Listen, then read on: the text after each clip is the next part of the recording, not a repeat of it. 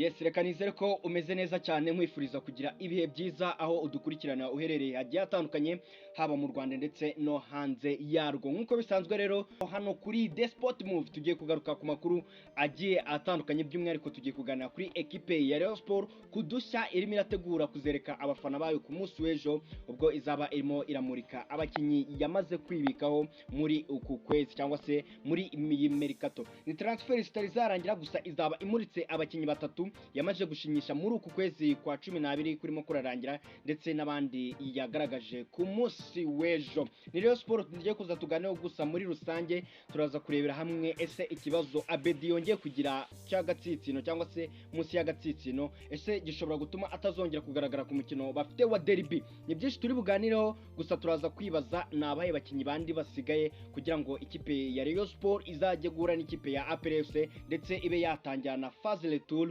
ihagaze neza ifunzemo bwuma muri shampiyona y'icyiciro cya mbere hano mu Rwanda. Kugira ngo byose tubigereho cyangwa se kugira ngo byose tubiganire, turafashwa nawe ukanda subscribe ndetse ukande no kunzogera kugira ngo buri kiganiro cyose tukimara kugikora ujye uba mu ba mbere kigeraho hano kuri The Sport Move. Reka duhere ku gashya ikipe ya Rayon Sport irimo irategura ku munsi w'ejo nyuma cyangwa se ku mukino uzaba ku isaha saa 9, ubwo ikipe ya Rayon izaba yakiramo ikipe ya AS Muhanga. No mukino wa shampiyona, no mukino ikipe ya Rayon Sport yapanze ko izakorera agashya abafana bayo ndetse n'abakinyi bashya muri rusange. No mukino bapanze ko bagomba kwerekana abakinyi bashya baguzwe barimo umukongomani waturutse mu gihugu cy'u Burundi wakinaga ikipe ya Flambeau du Centre, Faustin Likau Pizarro. Uwo ni uwa mbere. Uyu ngo ndabize updates ze nakomeje kugenda nzibaha n'uburyo yakomeje kugenda akora imyitozo, we ashobora no kuzabanza mu kibuga ku munsi w'ejo. Yannick Bangara kuva muri ekipe ya AS Vita Club wagiye aca mu makipe agiye atandukanye. Ejo nababwiye amagambo make cyangwa se nagize icyo mbabwira kuri transfer yiwe ndetse n'uburyo akina naho yagiye anyura, tuganira cyane kuri profile yiwe. Ubwo abantu batarebye icyo kiganiro bajya hano kuri The Sport Move bakakireba, ni ikiganiro nakoze ejo.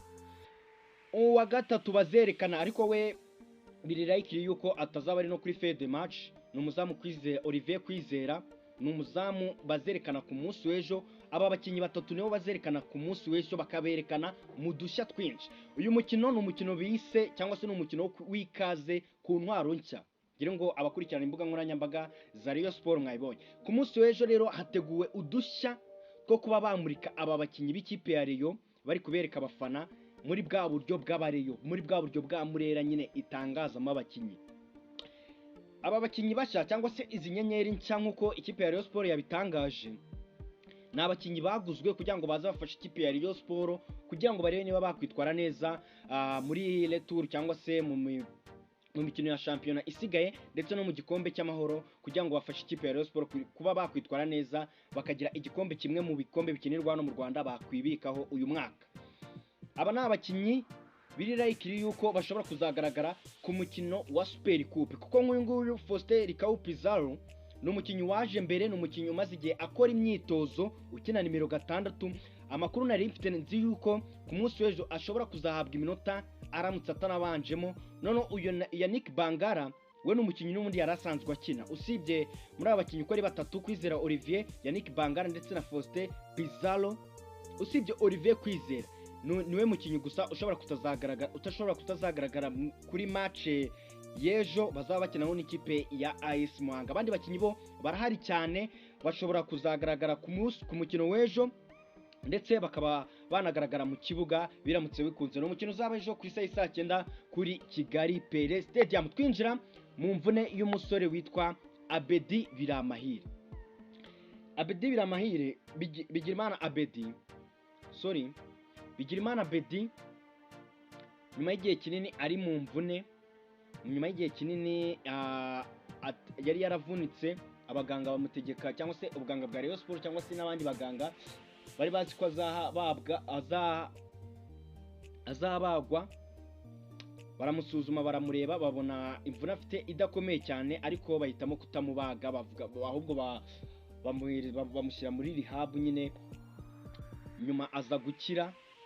Gusa ubwo yari yaratangiye imyitozo hamwe n'abandi ariko atarinjiramo neza, rimwe na rimwe akorera ku ruhande, yaje kongera kugira ikibazo cy'imvune munsi y'ikirenge, bishobora no kuba ikipe ya Rayon Sport yamurisika, kuko yateganyaga yuko yagaruka muri iki cyumweru akazabafasha ku mukino ukomeye wa Super Coupe bari kwiteguramo n'ikipe ya APR FC, ariko kuri iyi nshuro Bigirimana Abedi ashobora kutazagaragara kw'iriya match. Yagize akabazo k'imvune, gusa abaganga bavuze ko atari akabazo karemereye cyane, ni akabazo kari aho ngaho, n'ubundi ntabwo byatuma ntabwo batangaje ko ari imvune ikomeye, ariko ni akavune gato gusa gashobora kuba katuma mu minsi yari buzagarukireho cyangwa se yari buzagarukire mu kibuga hiyongeraho indi minsi. Abibutsa ko dusigaje icyumweru kimwe gusa kugira ngo twinjire kuri Super Coupe. Indi nkuru nababwiye nuko ikipe ya Rayon Sport nyuma yuko ejo yakiriye cyangwa se ikanatangaza ku mugaragaro umuzamu Kwizera Olivier ndetse n'uyu musore w'umukongomani baguze bakuye mu ikipe ya AS Villa Club yo muri Congo, uyu musore Bangala. Nyuma y'abo bakinyi bose hari andi makuru avuga ko ikipe ya Rayon Sport itegereje abandi bakinyi bagera kuri 2 bavuye hanze y'igihugu cy'u Rwanda. Ni abakinyi bakomeye kuko ikipe hari ya Rayon Sport harimo umukinyi w'umuwinga utegerejwe i Kigali, ndetse undi mukinyi utaramenyekana neza, gusa amakuru ahari avugishwa yuko nawe ari umwataka ushobora kuzaza agafasha, nyuma yuko hari undi mwataka bari bashanze wo muri Congo Brazzaville, gusa akagenda hasohoka amakuru atandukanye, harimo ngo Pavel Nzira ngo yaramuganije amubwira ko kuza muri equipe ya Rayon Sport ari ibintu biri hasi cyane. Gusa ibyo ni byagiye bivugwa, ntabwo ndishuwa neza, ariko abo bakinyi babiri bo mbabwiye barategerejwe i Kigali, umuwinga ndetse n'umwataka bagomba kuza gufasha ikipe ya Rayon Sport. Ni nyuma yuko umutoza yatumijeho Faringanye, gusa Faringanye amakuru yagiye avuga yuko yaganije ubuyobozi akababwira yuko bakora indi kontra nshya cyangwa se bakavugurura amasezerano n'ikipe ya Rayon Sport kugira ngo nawe azaze, cyangwa se nyuma y'akaruhuko bari bamaye ko kujya gusura famille. Gusa umutoza yatumije yuko bitarenze kuwa mbere ejo bundi, bitarenze kuwa mbere agomba kuba ari i Kigali, akamenya ko ahari, cyangwa se ubuyobozi niba budahari bakamenya uko batangira kumanaginga ikipe yabo. Ni nayo mpamvu rero ikipe ya Rayon Sport yagiye no ku isoko iri gushaka rutayizamu. Muri ba rutayizamu ifite na rutayizamu ushobora gushaka ikipe ya Rayon Sport.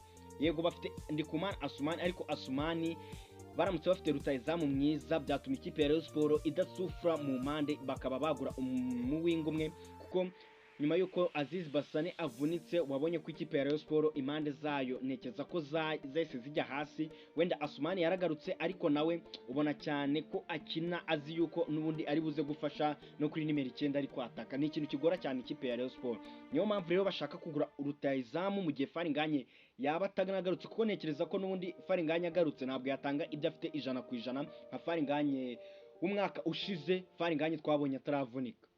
Rero niyo mpamvu ikipe ya Rayon Sport ishaka guhita izana rutayizamu, noneho uwitwa Asumani Ndikumana akajya akina ku ruhande, n'urundi ruhande rugacaho uwo muwinga utegerejwe i Kigali, akaza akajya afasha umusore Asumani Ndikumana, bagafasha kuyobora izo mpande z'ikipe ya Rayon Sport. Bafite umwataka nawe utegerejwe i Kigali, none ukareba ikipe ya Rayon Sport ngo irica amakipe muri phase retour.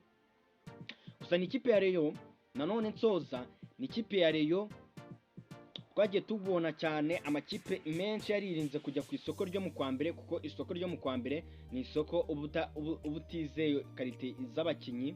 Gusa nanone nekeza ko wenda nk'abakinyi usibye Kwizera Olivier utari ufite ikipe akinira, twabonye uyu Faustin Pizarro yari asanzwe akina ikipe ya Flambeau du Centre, tubona uyu musore wagiye uca mu makipe agiye atandukanye arimo Azam ndetse na Young African, nawe yari afite ikipe ya AS Villa FC. N'abakinyi ikipe ya Rayon Sport yaguze n'ubundi bari basanzwe bakina. Icyo dusigaje kureba ni ese bari kuri level yo kuba bakina ikipe ya Rayon Sport. Ibyo byose rero turatangira kubibona kuri iki cyumweru ku isaha y'isa 9 ubwo ikipe ya Rayon izabikina n'ikipe ya AS Muhanga. Reka ngushimire wewe twabanye muri kigano, nshimira wewe wamaze kuba wakora subscribe, uri umuntu w'ingenzi cyane, ndetse naho utarayikora kwayikora nonaha, ubundi tukajya dukomeza kugenda tubana neza 5 kuri 5. Yumva Nebo Fabrice, reka tuzasubira utaha. Ciao ciao.